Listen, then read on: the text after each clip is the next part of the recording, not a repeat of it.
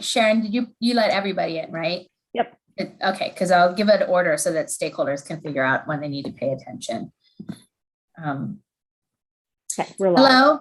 Okay, welcome to the Health Occupations and Long-Term Care Subcommittee at an unusual time. Thank you. So I appreciate the flexibility. Everybody is showing. We have 4 bills on our agenda today. There's going to be a lot of discussion. I'm not sure we're going to be able to vote on all of these bills. Probably most of them we won't be able to vote on them. With that in mind, trying very hard to be considerate of the staff time since we have 2 staffers on this committee. So we're going to do House Bill 173 first, which is Lisa's bill. And then Lindsay is working with us on 219, 260, and 276. The order for those will be, we'll do 219 first because I think we're ready with amendments. Thanks to the stakeholders for working on that. I think we'll be able to vote on that. And then we will discuss 260 followed by 276. So it's actually agenda order this week. Go team. With that, let us hear from Lisa on 173. We discussed this last week. Nothing has changed, but why don't you give us a brief update? This bill authorizes the State Board of Social Work Examiners to issue a temporary license to an applicant who, except for passing the required exam, has otherwise completed the appropriate education and experience required for a license to practice bachelor social work or master social work. The board may issue a temporary license if a required exam is unavailable to an applicant for a period of at least 7 days. And then the temporary license is valid until 90 days after the exam becomes readily available. Excellent. And I will remind the committee that we worked on amendments to this bill last year that has sort of refined it a little bit. We were able to start our discussion last week, but we didn't get very far. So I don't know if we have more questions from the committee. Was this the one that I pinned the questions and Delegate Saab and someone else had questions remaining and we didn't follow up on that? I'm not seeing any. Okay, are there outstanding questions from the committee on this bill or comment or discussion? Delegate Krebs, go ahead. Thank you, Madam Chair. And I don't remember where we left off last week. I'm going to just go back to my original concerns, and no one has really given me an answer. And Scott and I talked about this at length. Scott, I want to thank you very much for having this conversation. But in this situation, we have a testing problem with a third-party testing service, and that's what the problem is. And we need to figure that out. It's definitely a problem. So let's acknowledge that. Our solution here, to me, is not the answer. It is a testing problem, and we need to somehow figure out how to get Pearson to get more testing out there in a timely manner, geographically, for these people who want to take this test. I don't remember this testimony that was being here before. We have testimony now from the Association of Social Work Boards that came. I don't know if it was in the packet before, but I think they're opposed to this as well, and they describe in depth. It sort of mirrors what the board has been saying all along, why we should not be able to, we're setting a precedent here. And so keep in mind, this isn't just about social workers. We are setting a precedent. And it is said that other licensing boards already are doing this. And I looked at the Board of Nursing, and they have temporary licensure, but they do not exempt you from taking the test. So, and I do know the other boards that, the other types of boards that have different kind of supervision. The professional counselors and psychiatrists do not allow this. So I just want the committee to know this is a precedent we're setting that I think is very dangerous because of the availability of these tests, which is a problem. So I hope you all read the opposition from the Association of Social Work Boards. We also have from our own board, they've been opposed to it the last couple of years for very good reasons. But we would also like to I think our committee should deal with the shortage of these tests and do something about that as well. That's my take on it. I mean, again, Scott, thank you for listening to me. I understand the problem. We do have a problem. I do not think this is the solution to the problem. And it is, as I said, it is setting a precedent that I think is very dangerous. And it's also, I think, diluting the profession, saying that this is not important enough to take the test. So I hope you all have read the new, I think it's new testimony that came from the National Association, the Association of Social Board that's opposed to this. They really explain why the role of licensing exams is so important and not to put it off. So anyway, that's my take on. I don't know if anything new came up about it, but we used to have the state determine their own testing, and now we use an outside testing agency. And I don't know if other states are having the same problem, but I think we need to get to the bottom of it. So I guess I can answer that question. Are other states having the same problem, and what are they doing about it? Go ahead. I think, is that question for Scott? For Scott Tippin, Delegate Krebs? Yes, and last year when we had this discussion, it was during COVID. We're outside of COVID now, so it's sort of more as a testing issue. So if you could give me the answer to that question. Yeah. I'm sorry. Go ahead. No, you're good, Stan.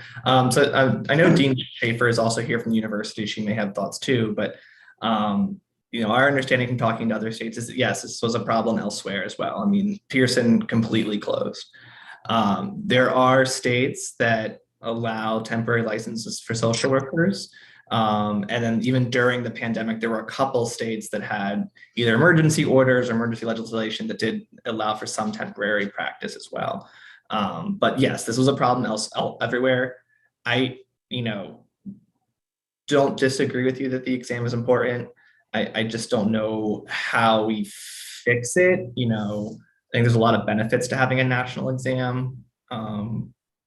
But if there are other ideas, I think we're open. We're open to really anything. We just want to make sure we can solve this problem. And I also totally appreciate the time you spent with us. It was a very helpful meeting. Do you have something to add, Mr. Weinstein? Yes, thank you. Madam Chair, committee members, this was a problem around the country last year, and it's easily understood.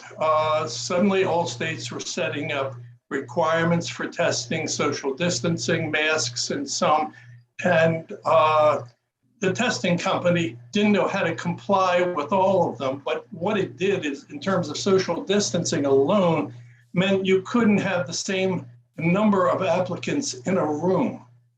So they shut it down because they were overwhelmed with how to comply with the different requirements around the country. And they did it for a month, and without a doubt, it backed up people's ability to take the test for a month or more. And I think this was felt throughout the United States. This doesn't appear, from my perspective, to be as much of a problem this year in Maryland as the problem related to the cyber attack, the fact that the board is down a few employees. And one of the newer things is that during the pandemic, teletherapy has become very big. And I didn't realize the extent of how big it was until I looked at the data from last year.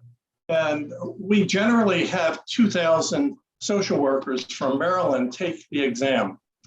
And roughly 100 or so out of state. Last year, we had 1,000 social workers from out of the state of Maryland apply for licensure. So I think we have been overwhelmed. The cyber attack, as you know, basically shut us down. We still can't get into the network. We still are using laptops with hotspots rather than the network. We've developed a workaround, so we're able to come back and basically process everything. I mean, the first week or two, we couldn't deposit checks, we couldn't issue licenses. So I think the issue this year is more internal to the Maryland Department of Health and the cyber attack and the overwhelming number of suddenly out-of-state applicants coming in and applying for licensure. Now, we are gearing up with more employees to be able to handle it, and we are back in business. But I think that's a different issue than the testing company. The testing company is basically doing what they've been doing, and they haven't shut down. They're able to accommodate the applicants. It's usually spread out. So one of the questions I had even is, when does the 7 days begin? And 7 days, I'm not sure what it relates to, but the board maintains its position. We believe that our mission is to protect the public, and the best way to do it is to require this national standardized examination that tests for knowledge, ethics, and safety. So I'll answer any other questions. Thank you. Delegate Cullison. Thank you, Madam Chair. So I wanted to respond a little bit to Delegate Krebs' concerns, which I absolutely appreciate. But I want to be clear about what the bill does. First of all, it does not say that a person does not have to take the exam.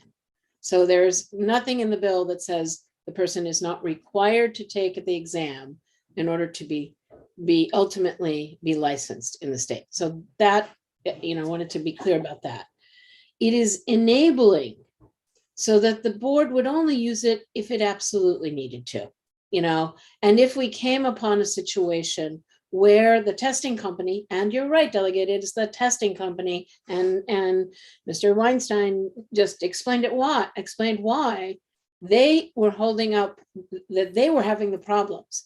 But the problem is, the testing company's having a problem, so that's holding up our social worker graduates who are ready to go to work and are ready to serve our residents, and they can't do it because the testing company is having issues.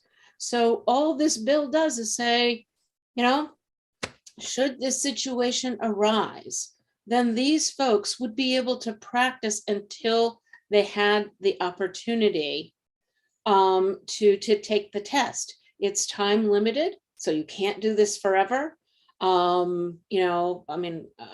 So I think that there are guardrails in there around safety, requires supervision of the individual, so who hasn't taken the exam. So I think, the bill is looking out to make it as safe as possible with that supervision, that this person that these folks have graduated from an accredited program, which would, if they had the opportunity to take the test, would allow them to be licensed.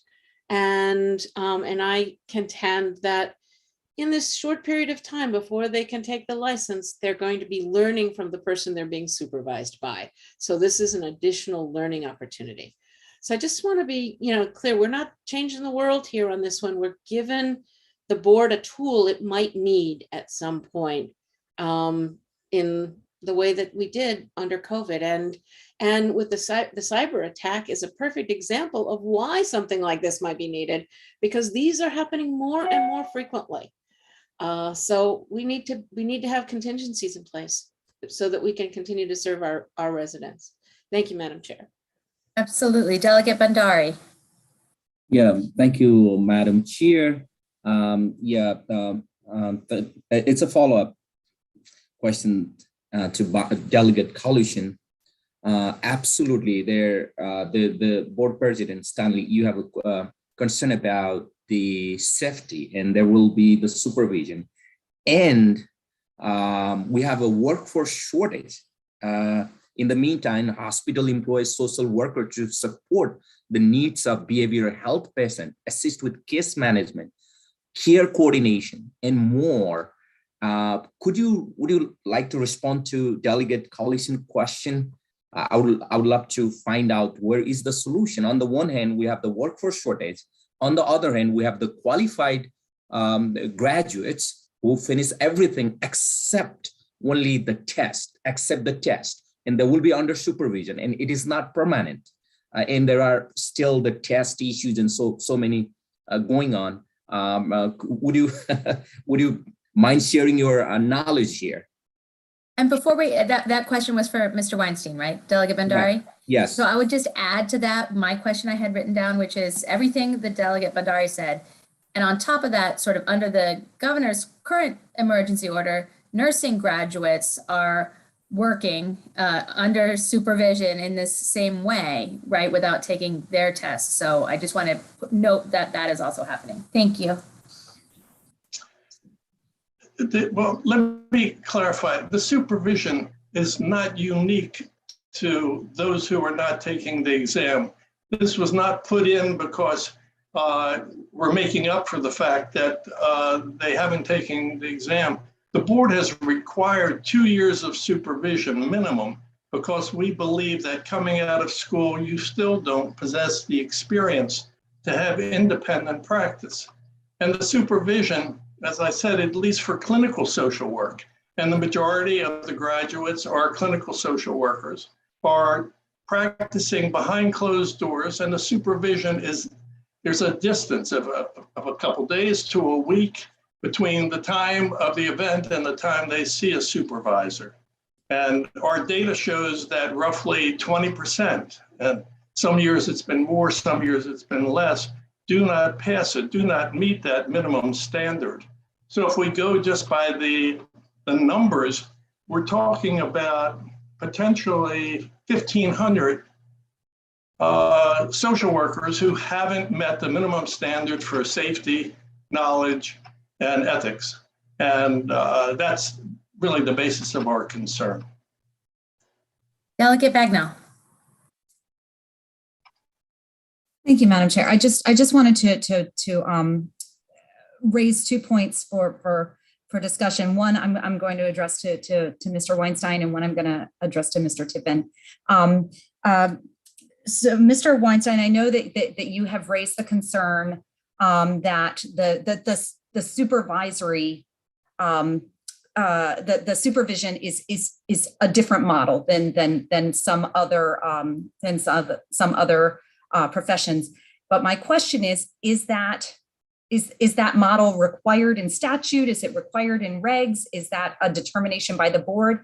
And therefore, if you felt that there needed to be an additional level of supervision, or that model needed to change, does the board already have the authority, and the department already have the authority to make that change without any sort of legislative effort? And would this bill in any way infringe upon that authority? Well, the supervision model is what it is because the services provided by clinical social workers are confidential. So people want the privacy of a room. They don't want an observer. There's an older program they used to have where training was behind a one-way mirror. It was very few places. The University of Maryland had it for a while. I'm not sure that they do now. It's a very expensive model and difficult to implement. And when we're talking about numbers, most of the agencies aren't set up to do that. So it means that you meet with an individual, let's say someone who's depressed, someone who may be suicidal, someone who is a victim of abuse, and they're having a difficult time just communicating, getting this out.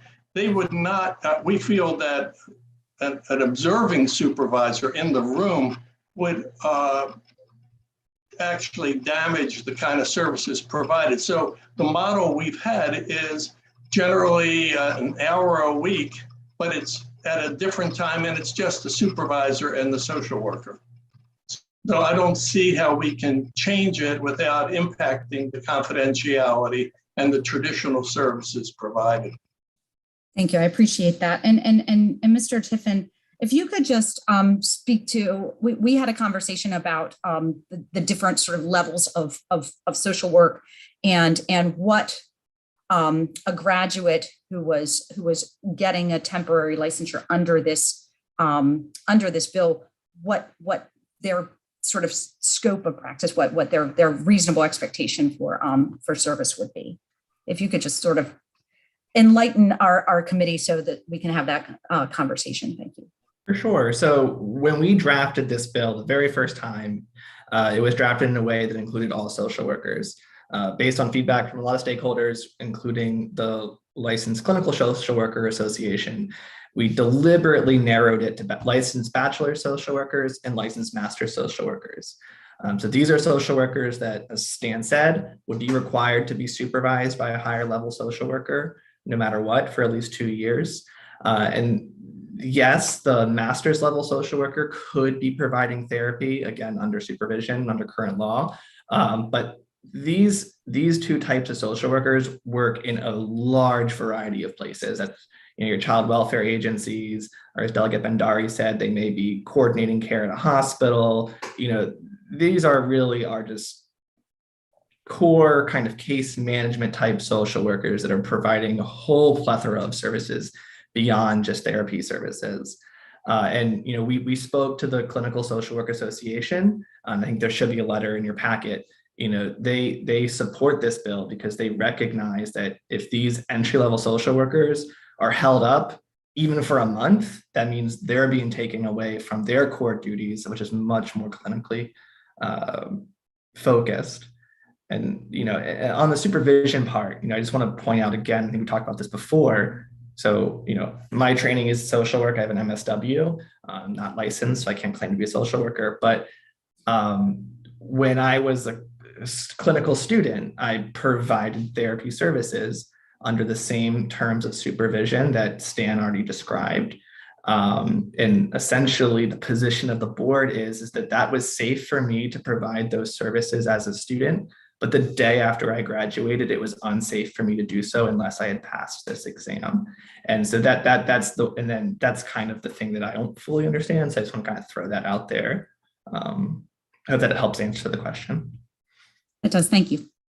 I find that actually very clarifying. Thank you, Scott. Before we get to Delegate Bhandari's question, I have one that I've been holding on to from last week.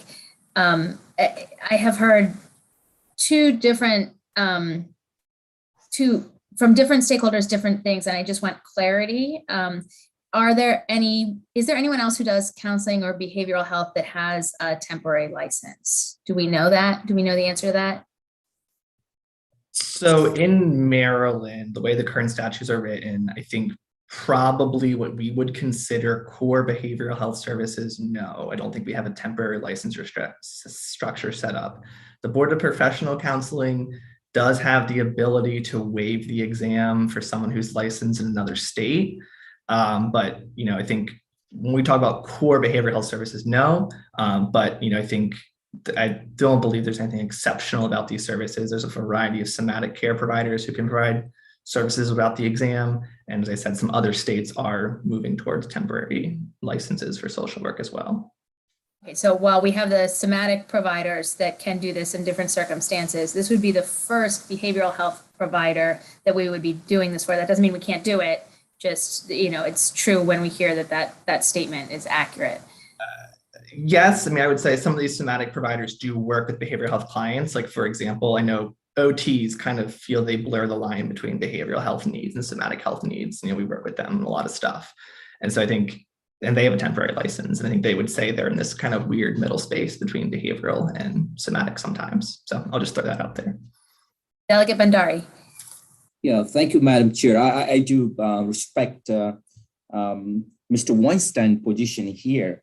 I'm wondering if in your position, position paper, you have written that current evidence shows that up to 20% of applicants fail the exam. Don't you think that if they do have a hands-on activities, on the one end, they can pass the exam when they are taking the next time? And I'm curious to know how often the test is updated to make sure that it is aligned to the curriculum. And you talk about the public safety. Would you share your knowledge or wisdom? What portion of the test actually test whether a student they have the public safety knowledge or not? Is that a practical test or is the theoretical test? Yeah, Mr. Weinstein. I'm not sure I can give you the percentage of the test that relates primarily to safety.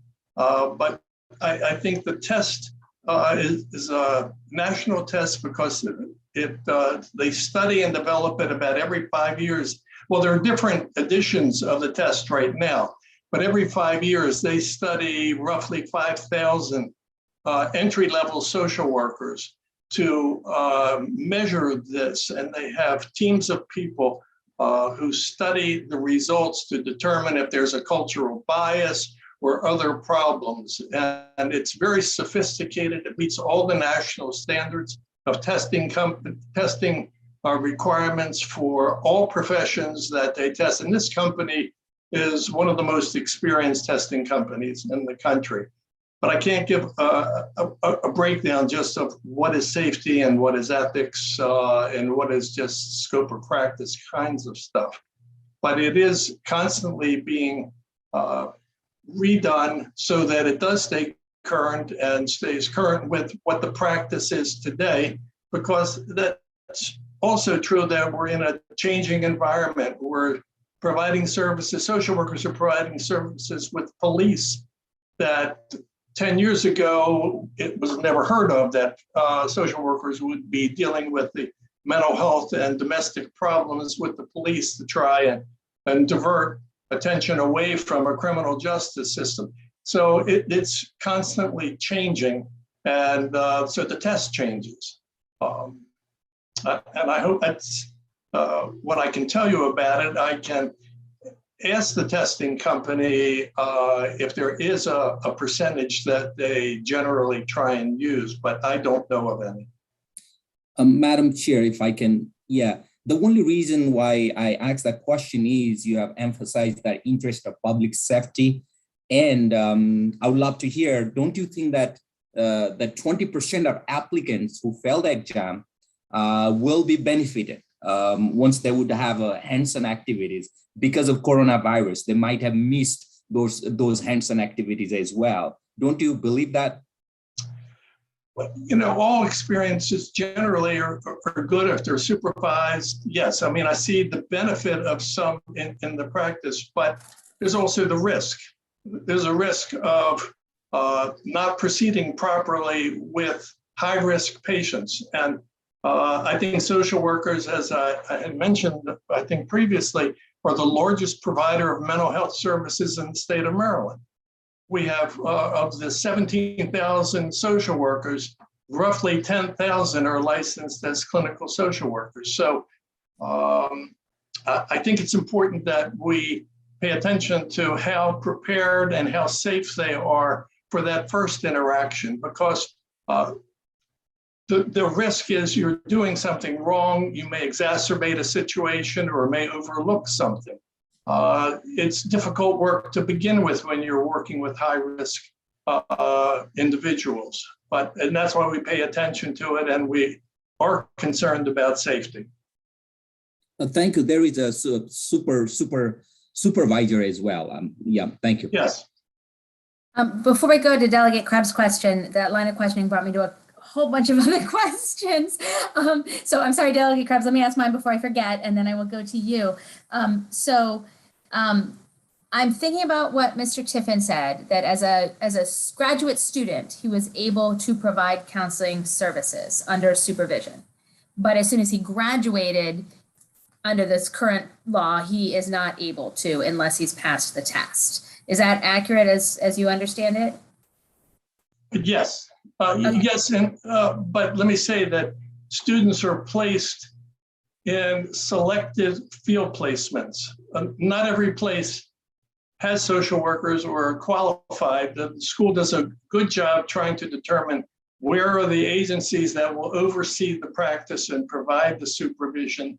And yes, there is so that. I hear that makes perfect sense. And I feel like there's a solution somewhere in between where the two factions are. And I see the committee is pretty divided on this, which I don't like to do in things like these. These are not partisan issues, so we shouldn't be in that space, right?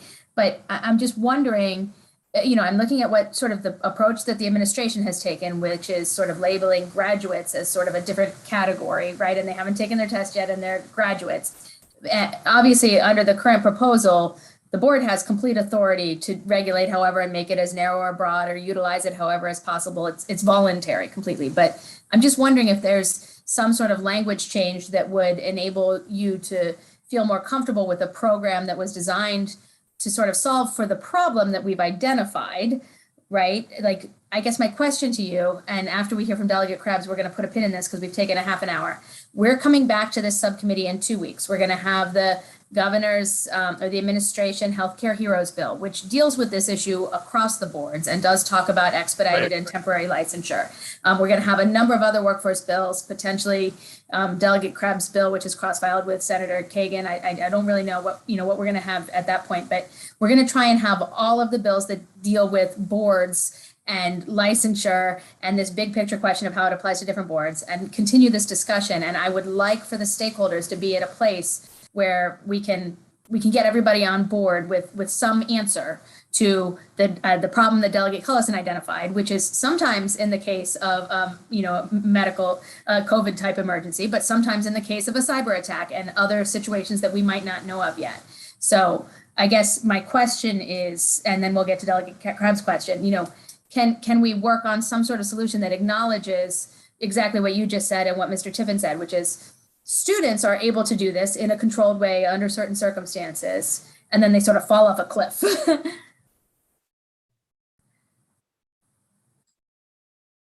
I know from NASW's perspective, we are open to any feedback the board has on how to make this safe. That is extremely important to NASW. So we're open to any feedback. The board has examined this for a couple of years, and I think it'll be interesting to see the discussion when the bill is heard crossing the same kind of issues with all the boards. But at this point, the board feels strongly the same way the Association of Social Work Boards are, that this is not in the best interest of people. Did the board, I'm sorry, I don't have my file with me because I'm working from home, but did your board weigh in on the healthcare heroes bills and the provision that calls for some type of expedited or temporary licensure process? The board, I don't know if they've taken a position on it yet, but I think the general feeling was that they were not in favor of temporary licenses for social workers. And if I can just comment that we're addressing a problem, a real problem, and Delegate Cullison, I think, is right that these things can happen again, but it's happened one time in 45 years. Okay, so let's hear from Delegate Krebs, and then for the benefit of the committee and the other stakeholders on the other bills, we'll put a pin in it for a couple of weeks. Delegate Krebs. Listen, I thank you. And you guys know I always say, what's the problem we're trying to solve? And we do have a problem. I mean, the sponsored bill, we've identified the problem. This bill only addresses if you can't get a test, accessibility for 7 days. That's it. Nothing about cyber attacks, nothing about any other situation. It's about availability of testing. And I think that that problem is sort of gone. It was last year. I look at this committee normally does not, we're setting a precedent here. This committee normally does not pass stuff like this with this kind of opposition. We have opposition from the Maryland Office of Public Defender. But just to be clear, Delegate Krebs, we're not voting on the bill today. We're going to take this bill up in a couple weeks. My point is, I would like to, I'm reading the very detailed opposition letter from the Association of Social Work Boards. And this is the national organization. And they very clearly explain the unintended consequences and really how this is diluting equity issues. It really is, I didn't read it before, but it really explains how much the public protection, the equity, the burden to the state applicants and unintended consequences. It's a very well, I hope everybody has read it. But at the very end, it says they would be pleased to meet with someone on the committee about how to discuss the intent of the legislation, addressing it in a different way other than enactment. Again, this bill is just about testing. And I think that problem is, the whole issue of temporary licensure is a much bigger one that we will be dealing with later. But this bill in front of us just has to do with the 7-day testing. And I just would implore us all, I know we spent a lot of time on it, to understand there is a big problem to solve, but I just didn't know if you guys have worked with the National Association and see what other states are doing as workarounds to this testing issue, that this bill addresses testing, period. Not cybersecurity, not workforce, not a lot of other issues which we have. And so that is my question. Has there been other? Is Dawn Schaefer raising her hand to answer that? Dawn, is that why your hand is up? I am, thank you. I just have an answer to a small piece of that, which is, and we at the school are also very invested in figuring out a solution for all of these things. And so I'm excited to see where that goes. When we were in the midst of the COVID crisis, we actually, when we were reaching out simultaneously both to the Board of Social Work Examiners that Dr. Weinstein represents, and also to the Association of Social Work Boards. And the Association of Social Work Boards told us there was nothing they could do and we should work with our Board of Social Work Examiners locally.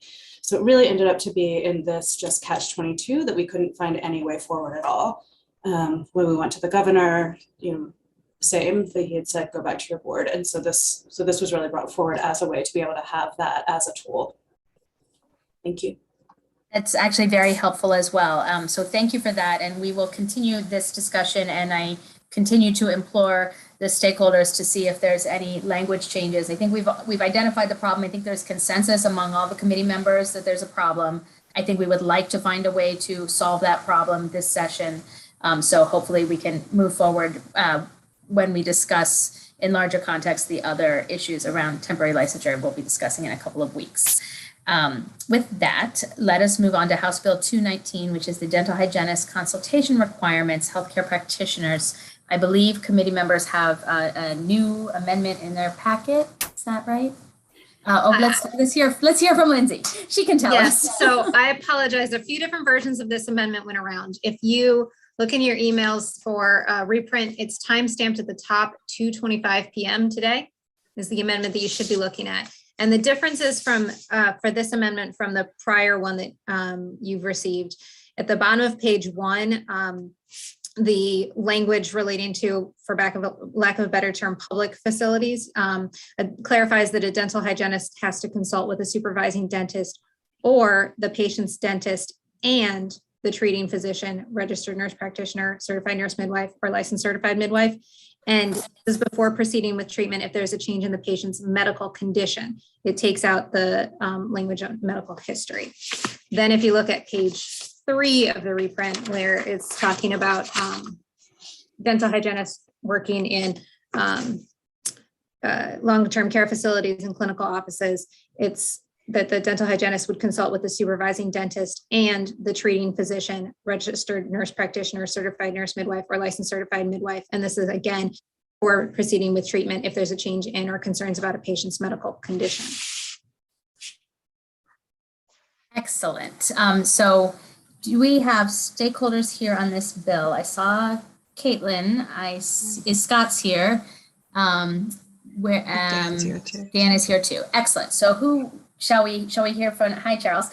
Shall we hear from anybody on how we got to these amendments and if we feel okay with them? Madam Chair, if I could go. Please. This initiated is the Dental Association's second amendment after we had the hearings. I have discussed it with all the parties. They have talked to one another, and my understanding is we are all in agreement with what Lindsay just outlined and what's before you. Thank you very much. Caitlin, I'm seeing you nodding. Do you have anything to add? Yeah, and just like to, Dan had drafted the original amendment, and this is a relatively small clarification on that. We had some concerns with having to do the dual consultation, but I think with the limitation to a change in medical condition, which I actually think is the better term than even the original underlying law. I think we have a better grasp on when and where we'd have to do that. And we're comfortable with that kind of given the practicality of the practice setting. So thanks to everyone for working with us. We're good. Excellent. Scott, anything to add? Nope, we're good with it as well. I think that makes a lot of sense. Excellent. You want to move the bill? We need to move the amendment first. Do you want to do that? Move the amendments. Second. Moved and second. Any questions from the committee on the amendments or discussion on the amendments? No, move the bill. Wait, okay, we got to vote on the amendments first. All in favor of the amendments, say aye. Aye. Anyone's opposed? Raise your hand. I don't see any hands up. Okay, now Delegate Morgan moved the bill. Awesome. Second. Seconded. Any further discussion on the bill? All in favor of the bill, say aye. Aye. Aye. Anyone who's opposed, raise your hands. All right, passes unanimously. Go team. Thank you for that. And thank you to the stakeholders for working so nicely together to work that out. I really appreciate it. We have 2 more fun conversations and we have 19 minutes. So let's give 10 minutes to the Board of Physicians Dispensing Permits bill, which is House Bill 260. I'm sure we have some stakeholders here on that. If the committee remembers, last week we discussed this and we sent Delegate Carr to meet with the stakeholders to see if we could make some progress on clarifying the concerns. Delegate Carr, can you report back from that meeting? Yes, so thank you, Madam Chair. There was a meeting. There was some discussion from the various stakeholders. I believe there was one person from the OAG's office who was not present, who would have been very helpful for that person to have been present. So I guess my recommendation for this bill is that we let the Senate act on it, and we kind of hold on to it for a little bit and see if the Senate can make some progress on it before we come back to it. Okay, so it sounds like the meeting was not as productive as we had hoped. Is that what I'm hearing, Delegate Carr? Yes, that is an accurate statement. Okay, well, since we have 8 minutes here, let's talk and answer any questions that remain from members of the subcommittee. The subcommittees have questions based on the discussion last week. If not, I have some. Raise your hands, and in the meanwhile, I'll pull up my questions. So I guess Matt is here from the board, right? Are you here, Matt? Yes, I'm here. Excellent. Has the board been in communication with OCSA regarding this?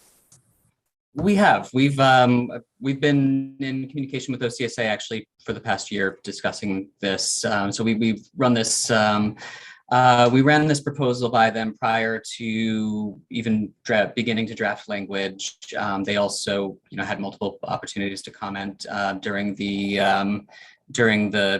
pre-proposal process, and we've also talked to them multiple times since as well. Okay, and under the current system, how frequently do you refer cases to the OAG's office stemming from the dispensing permit inspections? Or I guess it would be OCSA doing that, right? Right. So so do we know? So unfortunately, we don't have perfect figures with that, primarily due to the network incident. But we did speak just recently to the director of operations, who said that she was not aware of any cases where it had been referred specifically from a dispensing permit inspection. Again, their sole role in performing these inspections is performing the inspection and returning the inspection report to our office. So we don't know as of yet of any cases in the past where OCSA would have been referring a case to the OAG as a result of the dispensing permit inspection. Specifically as a result of the dispensing permit inspection, not to my knowledge. Again, I do apologize. We have limited information just because we have some difficulty with our database right now. But yeah. Okay, so who do we have here from the AG's office? I know there's a couple stakeholders, so whoever is best to answer. Have you all discussed this issue with OCSA and particularly the removal of the inspections? Yes, Pat O'Connor, Deputy Director, HEAU, and also our Legislative Director, Hannibal Kammerer, is present. But because of the limited time, I would ask that Zach Shirley, the Director of the Medicaid Fraud Control Unit, be given the floor because he can address the very question you've raised. Okay, Zach. Good afternoon, Madam Chair, members of the committee, and thank you for your time this afternoon. I am Zach Shirley. I'm the Director of the Maryland Medicaid Fraud Control Unit with the OAG, and as part of our mandate, we investigate and prosecute opioid crimes, particularly those that we traditionally call pill mills. I wanted to have a chance to address the subcommittee today to make it clear that our concerns with this bill are not hypothetical. The in-office dispensing program has been on our radar now for the better part of a year since we first discovered its role in one of our investigations. Frankly, had it not been for our interactions with OCSA, we might never have learned of the program or suspected its abuse by the multiple subjects that were involved in our investigation. And I'll just tell you that the traditional methods for detecting potential overprescribing of opioids were not effective in that case. And it was only through that close collaborative relationship with OCSA that we were put on notice of the role that this in-office dispensing program was playing in our investigation. And I say all that as background because I wanted to express today our grave concerns with this bill and the potential that it holds to sort of obfuscate a program that already eludes those traditional Wait, detection can methods. I pause you for a second, Zach? I find what you're saying fascinating, so I don't mean to cut you off, and we'll have the conversation a little bit longer if we need to. Okay. But I just want some clarity because I'm hearing two different things, and we don't have OCSA here, which is making it harder. So I'm hearing from the Board of Physicians that, you know, they've been working with them on this bill and they had no problems with this bill. That's what I'm hearing. And that to their knowledge, OCSA wasn't referring things to you based on dispensing permits only. And so I guess my question is I'm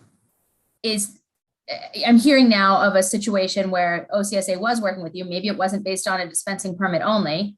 So that's one question. And then the second question is, you know, are you confident, and why are you confident that that same working relationship that you currently have with them wouldn't exist with the Board of Physicians? So it's a two-part question. Sure. And so I should clarify that the investigation I'm referring to did not originate with OCSA, but we worked very closely with them during the investigation, and it was through that relationship and that collaboration that we sort of moved that investigation down the road. And now that we're aware of it, it's something that we're looking for. But would this bill change that? I think that's the question, right? Because I Yes. don't think so. So how would this bill change that?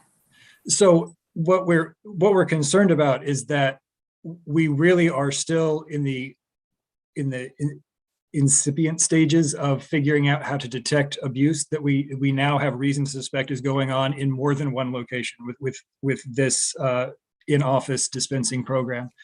So we have working relationships with OCSA. We have we know what to expect. We know who to talk to, and we know that they have the expertise. They're the ones who brought this to our attention. Conversely, when I look at Board of Physicians, we've not received in the past 5 years a single referral to the Medicaid Fraud Control Unit, and that standing alone is concerning. But we dug a little deeper, and what we found is in that 5-year period, and again, this is why our concerns are not hypothetical. In that 5-year period, we've had at least 2 cases of pill mills where the prescribers involved had a history of complaints with the Board of Physicians, but they were never brought to our attention. Those cases came to our office through other referral sources and not through the Board of Physicians.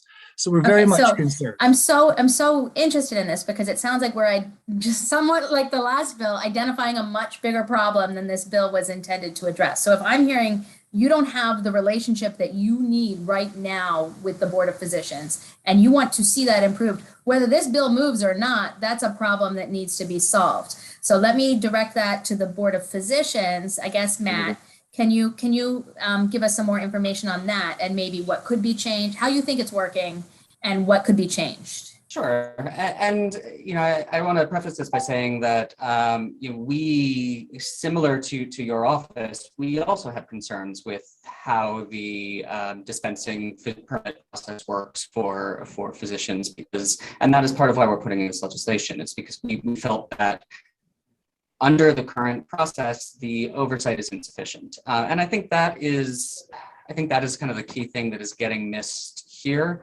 You know, we have the same mission. You know, we are all trying to stop bad doctors. That is the core duty of the board. I will say that we do currently have a relationship with the Office of Controlled Substance Administration. We actually already have a system where we notify whenever there's disciplinary actions that would be relevant. We notify OCSA, we notify the Prescription Drug Monitoring Program, we notify medical assistants. I mean, we would certainly be happy to discuss outside of this, including, you know, anyone from the Office of the Attorney General in those notifications. If that is the broader issue, that's certainly something that we would be happy to address. Because our goal is not to obfuscate or our goal is not to make prosecuting these cases harder. We believe that it's the very opposite. We believe that right now the oversight that's existing is not sufficient to is not sufficient to the needs, because you're absolutely correct that there are really, problematic aspects. We did some research following this. We actually looked into, of course, we don't know what cases your office is working on, but we looked at the press releases that the Attorney General's office put out, and we did look actually we saw that one of the actions that was taken on a physician who had a dispensing permit. Now, the action was not taken based on the dispensing permit. In fact, in 2018, we permanently revoked the ability for that physician to dispense drugs from their office, to do in-office dispensing. But you can see in that case, there were multiple instances. If you actually go back to the full history of violations that led to us revoking that dispensing permit, you can actually see some of the exact problems that we're talking about, where OCSA performed an initial inspection, and then you can see when you look at the case history that the board then had to re-inspect, and it caused the process to drag out much longer than we would have liked. So I think that we have the same goals, and we do not want to make things more difficult for your office. On the contrary, we'd like to work with you and find a way to make this smoother. So in a follow-up to your question, based on something you said, Matt, and I'm making this up, you know the statute better than I do, but the current process that you have where you include OCSA and others in Medicaid and others in these notifications, is that regulatory, statutory, or just sort of your internal policy?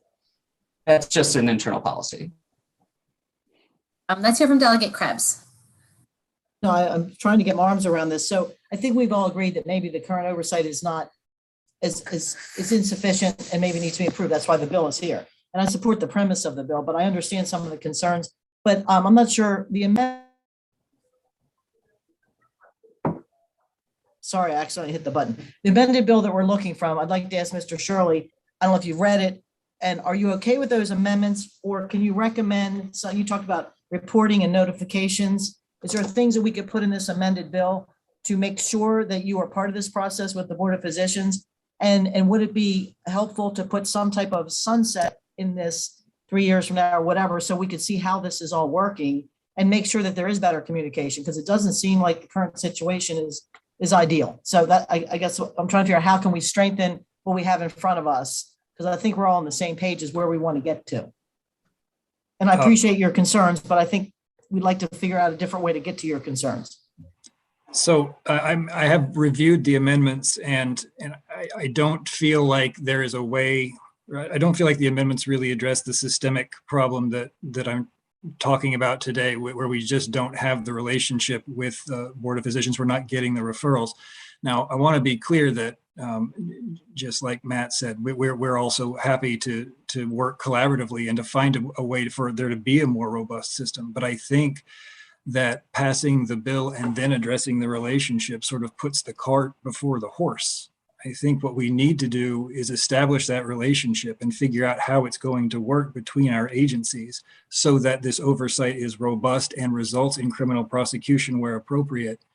And then if they want to move oversight of this particular program under their auspices, we could revisit that. But I don't. I think under the scenario that you're suggesting, they won't have the authority to do what you're suggesting to see if it's working. So you almost need the bill to say. But is there something we can do to strengthen this that would insist in statute, put in there this relationship, the expectation of this relationship that we're all agreeing needs to occur? So I can't speak for the larger office. I came to talk about my perspective on the ground, but I will say that if there was a statutory framework through which there was mandated reporting, but I don't know how you legislate where a case rises to the level that it needs to be investigated criminally. That is sort of it's a wishy-washy standard, and so that's why I think it needs to be more collaborative between the agencies, where we have an opportunity to say, does this case rise to the level that you'd want to see? Yes, no, okay, and we develop that over time.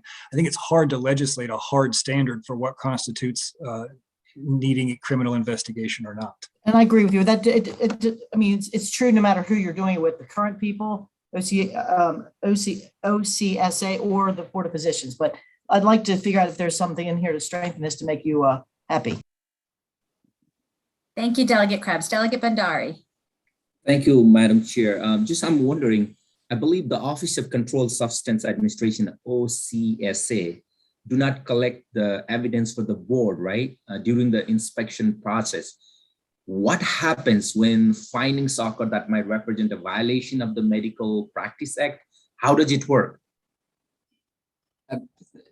Thank you, Delegate. I can answer that question. So when we receive an inspection report that notes any violations, and the inspection reports are basically it's a form with 17 checkboxes, I believe it's 17, that they can answer. When we receive an inspection report that we believe requires further investigation, we will send out our own board inspector, and sometimes we'll actually include the OCSA inspector with the board inspector.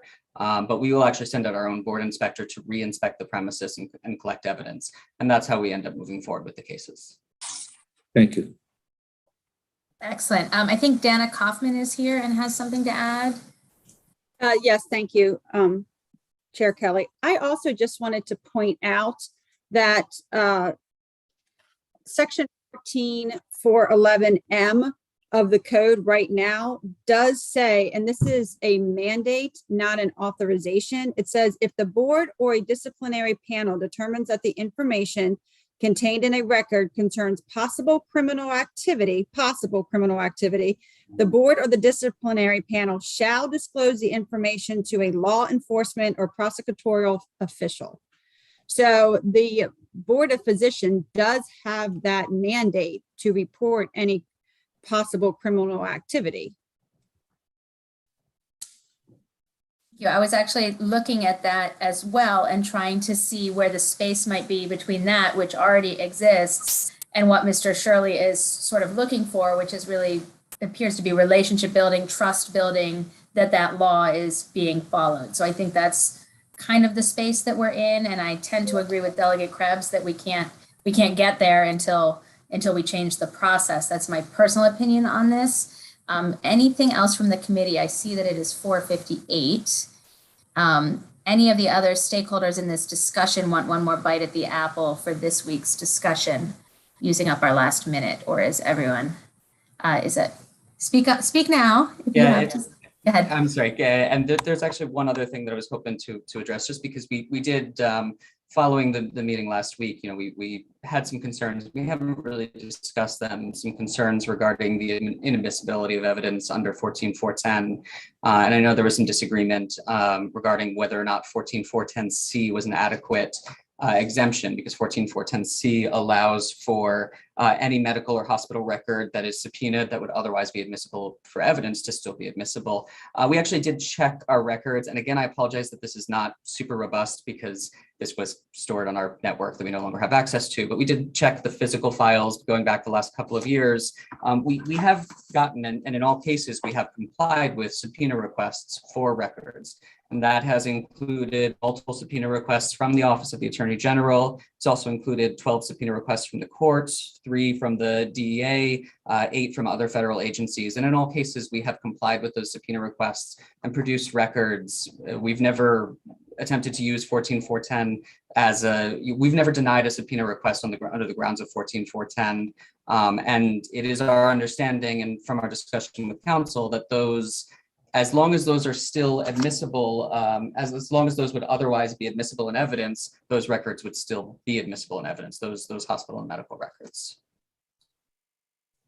Thank you for that clarification. Okay, it is 5 o'clock on the dot.